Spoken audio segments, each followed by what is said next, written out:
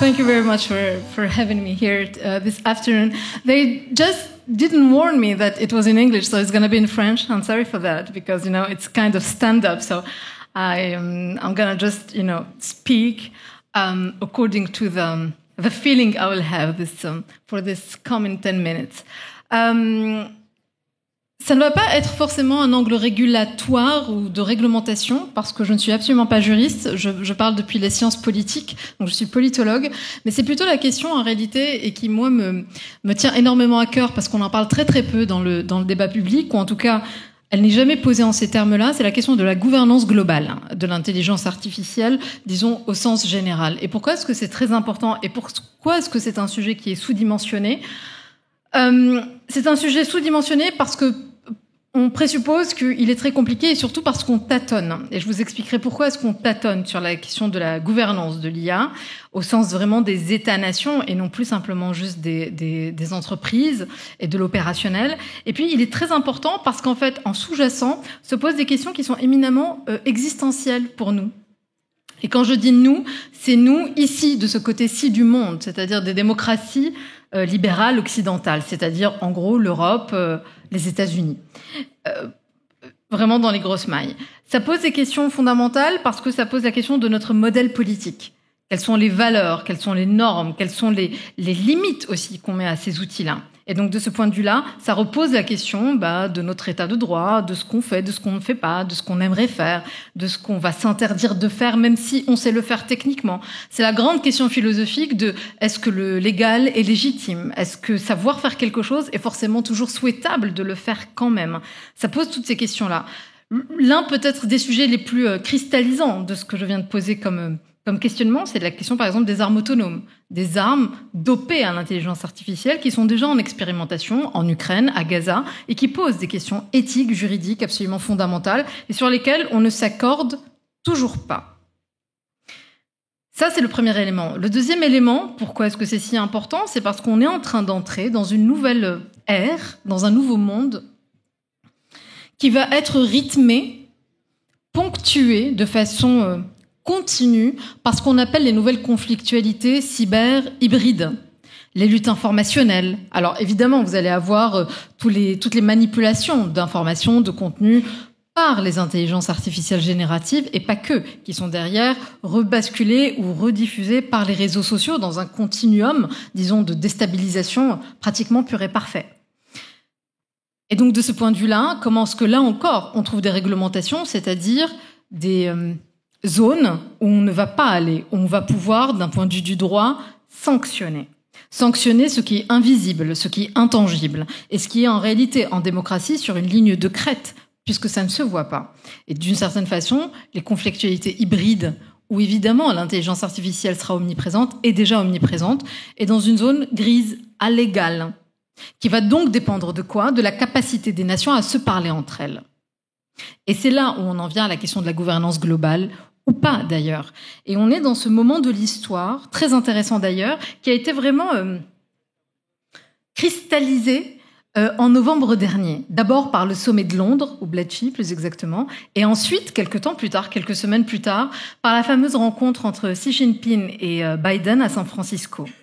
Et dans ces deux moments-là, disons, de l'histoire, Londres et San Francisco, s'est posé la question de se dire, est-ce qu'on va continuer à se faire une forme de guerre technologique ou de compétition technologique, ou est-ce que d'une certaine façon, même si on a une vraie compétition entre les deux, de rivalité, entre les deux empires, États-Unis et Chine, notamment autour de la question des IA, et en particulier autour de la question des intelligences artificielles militaires, est-ce que malgré tout, on ne va pas maintenir une forme de dialogue, une ligne directe de discussion.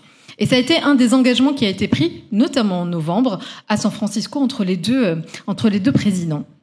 Donc, vous l'avez compris, sans doute, la troisième et dernière question sous-jacente, c'est que, et si les États-Unis et la Chine continuent à se parler, et si on arrivait à trouver une forme de coopétition, c'est-à-dire de rivalité stratégique, on le voit vraiment et parfaitement sur la question des semi-conducteurs, tout en essayant de trouver des guidelines communes entre les deux, eh bien, entre ces deux géants-là, que devient l'Europe ?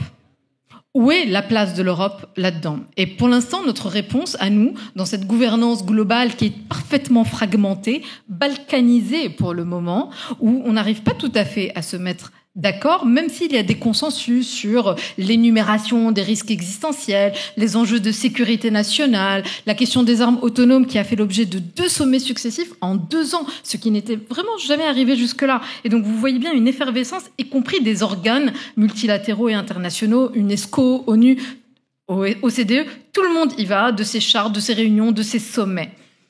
Et pourtant, on n'arrive pas à écrire noir sur blanc la façon dont on va avancer ensemble. Et on n'avance pas ensemble parce qu'on va avoir, si vous voulez, 2 grands choix possibles. Et l'avenir va être absolument passionnant de ce point de vue-là. Soit, en effet, on va réussir à monter une gouvernance globale.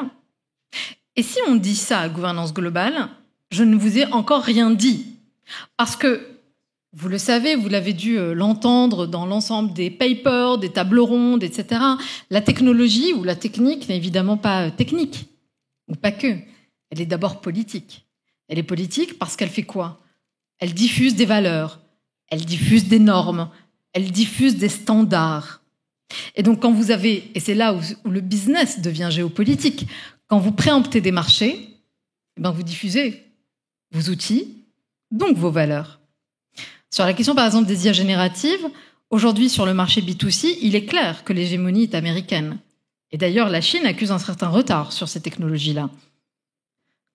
Sur le B2B, là, il y a un énorme boulevard où ça n'est absolument pas joué, où se cristallisent les questions aussi de conquête de marché, mais aussi de préemption de valeurs, et enfin, la question de la souveraineté, et donc des possibilités de maintenir des formes de souveraineté nationale, régionale, etc. Et donc, je disais, il va y avoir plusieurs hypothèses ou plusieurs chemins. Et à un moment donné, il va falloir qu'on choisisse. Le premier chemin, c'est compétition, gouvernance globale. Et donc, États-Unis-Chine qui se parlent. Mais une fois que j'ai dit ça, j'ai polarisé entre les deux. Mais il me manque encore l'Europe, qui, elle, a sorti son paquet réglementaire, le fameux AI Act, qui, d'un point de vue du signal politique, était très intéressant, puisqu'il commençait justement par le rappel de la défense d'un certain nombre de valeurs auxquelles le continent européen tient, les droits fondamentaux d'une certaine façon. Et de ce point de vue-là, c'était très intéressant. Mais nous manque encore, nous, Européens, la capacité de rayonnement, c'est-à-dire de faire de nos normes, de nos droits, de nos règles, un véhicule, des outils de soft power. Et de ce point de vue-là, qui nous manque comme acteur autour de la table? L'Afrique, qui est un angle mort total, et où se jouent pourtant les conflictualités et les luttes d'influence, et sur lesquelles l'Europe ne se prépositionne pas du tout. Et c'est dommage, parce qu'on est les yeux rivés sur les États-Unis, et donc on est toujours en permanence en position de follower, là où d'autres nous attendaient. Et je dis bien nous attendaient, parce que pendant ce temps-là, qui prend les marchés? La Chine, entre autres choses. Et puis, il y a les BRICS. Je ne sais pas si vous avez entendu parler donc de ce groupe qui existe depuis longtemps maintenant et qui, à l'été 2023, là encore, donc l'été dernier, s'est élargi. Donc c'est maintenant les BRICS+. C'est un groupement totalement hétérogène, diplomatique, qu'on n'arrive pas vraiment à saisir, dans lequel il y a aussi beaucoup de dissensions entre eux, mais qui ont posé sur la question de l'intelligence artificielle la volonté d'avoir un agenda commun. D'un agenda commun qui ne soit pas occidental, c'est-à-dire qui ne soit pas le reflet ou le miroir des normes à l'américaine, telles que l'Internet global s'était construit jusque-là. Et donc vous avez une lutte de leadership mondiale autour de la question de la gouvernance de l'intelligence artificielle. Et les BRICS, donc, à l'été 2023, ont sorti une déclaration commune disant qu'ils allaient pousser leur propre agenda. C'est-à-dire, en fait, leur propre vision du développement des IA. Au sein des BRICS, vous avez évidemment l'Arabie Saoudite, la Chine, l'Inde. Les relations entre Inde et Chine ne sont pas très paisibles.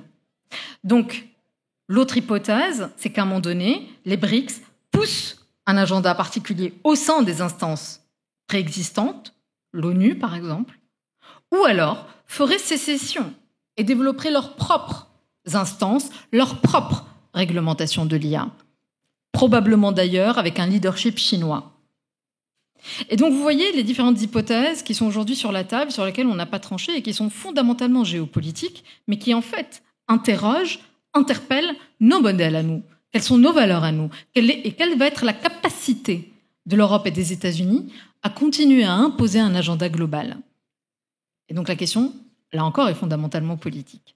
Donc les quelques scénarios qu'on a aujourd'hui sur la table, c'est coopétition, c'est-à-dire compétition, rivalité stratégique, États-Unis-Chine, mais avec quand même une capacité à maintenir le dialogue pour une gouvernance globale, ou les BRICS, avec des pays du Sud qui vont développer leur propre agenda et leurs propres instances. Si jamais on va sur la deuxième option, qui serait d'une certaine façon le reflet de la fragmentation du monde actuel, eh ben on aurait de façon assez symétrique 3 choses qui vont se paralléliser pour comprendre le monde qui est en train de se construire dans ce 21e siècle.